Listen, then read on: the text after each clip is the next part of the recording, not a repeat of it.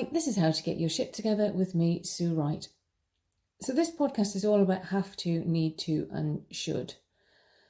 All of those ways of starting a sentence. I have to get this bit of work done. I really should do this podcast. I need to.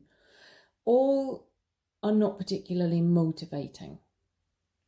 And they also imply that there's a consequence if you don't do it.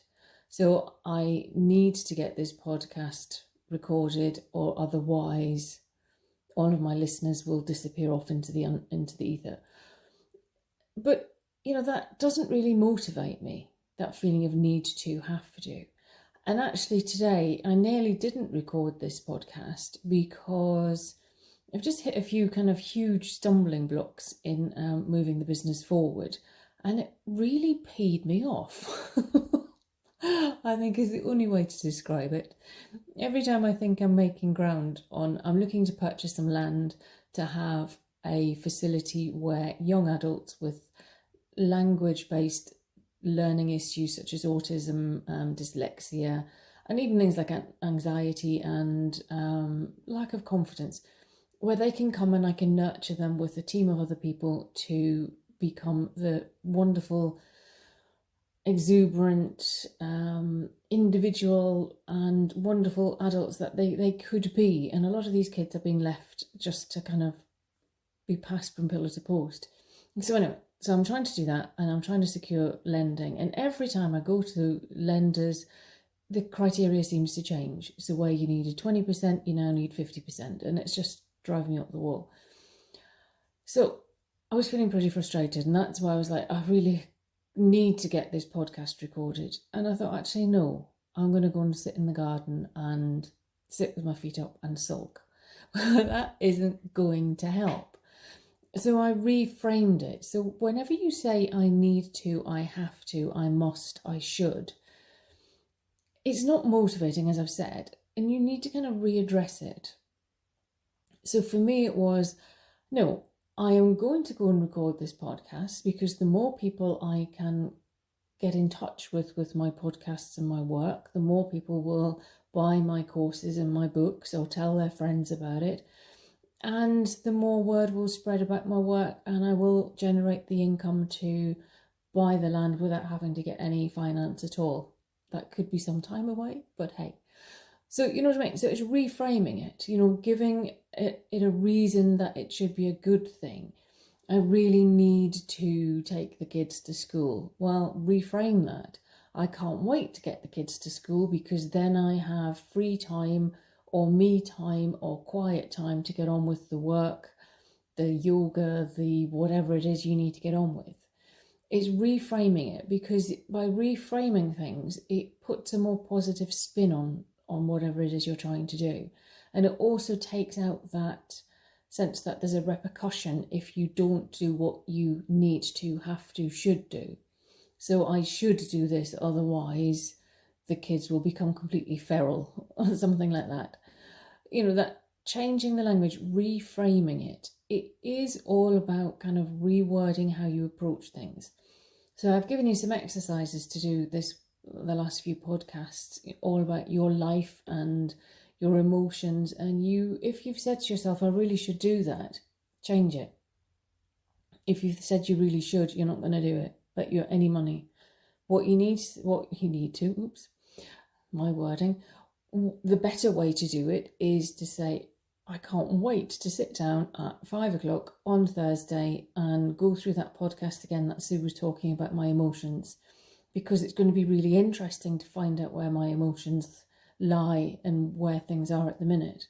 Or, I'm really looking forward to spending some time actually pausing and analysing my life as a whole and giving it the marks out of 10 Sue suggested, so that I can see where changes need to be made or where I'm being pulled towards, because that's going to make huge differences in my life moving forward. So it's just reframing it. But if you say I should, or I need to, or I have to, or I must, it's almost like a drag. I have to do this. I really need to do that. We do say it now and again, and I say it on podcasts and in my notes. I need you to do this, please. And I am guilty of it, but we're human, for goodness sake. You can't monitor your language 24 hours a day, 7 days a week.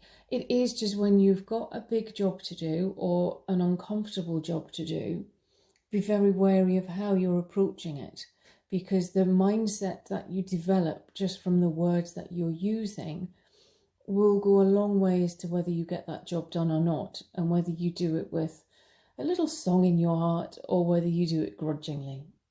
Does that make sense? Hopefully it does. So for me, what I was going to sit down and do was, before I recorded this, was to go back over the business plan and to incorporate all of the stuff that I need to regarding the young adults coming to do the work. But that was done with grudge, and I was doing it because I should, and I have to, and I really need to. And there was no motivation there. So I thought, right, sod it, I'm going to go and do something different. I'm going to record this podcast. And again, this podcast was going to be something completely different today because I wasn't in the mood for it. But actually, sitting down and recording it and getting the words out has kind of remotivated me to go back over my business plan in a better frame of mind, because I don't need to move. I don't have to move. I want to move. I can't wait to have my acreage where I can nurture these young adults, because nobody else is doing it, or very few people are doing it. You know, these youngsters need a helping hand, and my goodness, I've had so many helping hands from weird and wonderful places and people over the years. People have come into my life and helped me, and I feel it's my need. I feel it's my destiny is to help these young adults, to give them the leg up and to nurture the heck out of them and to make them be the best version of themselves they can be. So taking that time out to come and record this has given me back that clarity and given me back that drive. So when I go back to the other room and I record, start doing my business plan again, I'm in a different mindset altogether. It may be that it's another year down the line before I get this project off the ground. And if so, well, there was obviously a reason for it being a year down the line.